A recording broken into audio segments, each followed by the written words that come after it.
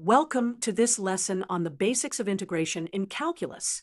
Integration is one of the fundamental operations in calculus and has numerous applications in science, engineering, and mathematics.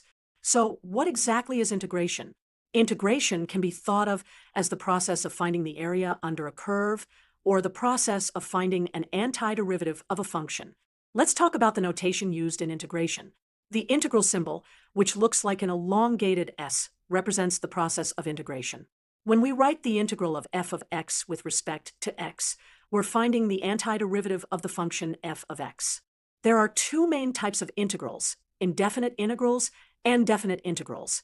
An indefinite integral gives us a family of functions that differ by a constant. We write this as f of x plus c, where c is the constant of integration. A definite integral, on the other hand, gives us a specific numerical value, representing the area under the curve between two specific points A and B. Now, let's look at some basic rules of integration. Here are the fundamental rules that will help you solve integration problems. Rule 1. The integral of a constant k is k times x plus the constant of integration. Rule 2. The integral of x raised to a power n is x raised to n plus 1 divided by n plus 1 plus the constant of integration. This works for all powers except -1. Rule 3.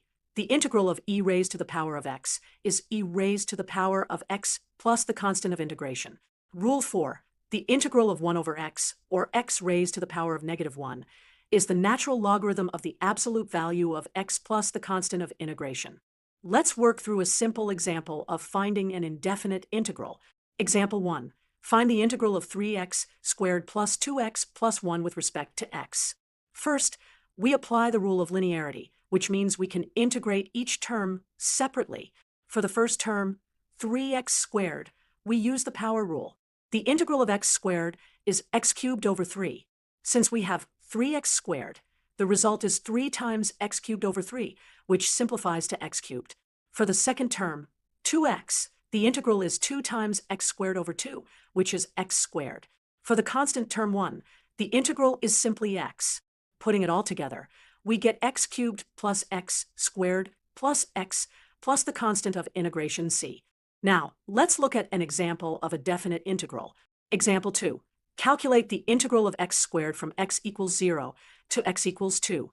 First, we find the indefinite integral of x squared, which is x cubed over 3 plus c. For a definite integral, we evaluate the antiderivative at the upper and lower bounds, then subtract the lower bound result from the upper bound result. At x equals 2, we get 2 cubed over 3, which is 8 over 3. At x equals 0, we get 0 cubed over 3, which is 0. Subtracting, we get 8 over 3 minus 0, which equals 8 over 3, or approximately 2.67. Integration has many practical applications and interpretations. The most common interpretation is finding the area under a curve, as we saw in our definite integral example. In physics, integration is used to find displacement when we know the velocity function, or to find velocity when we know the acceleration function.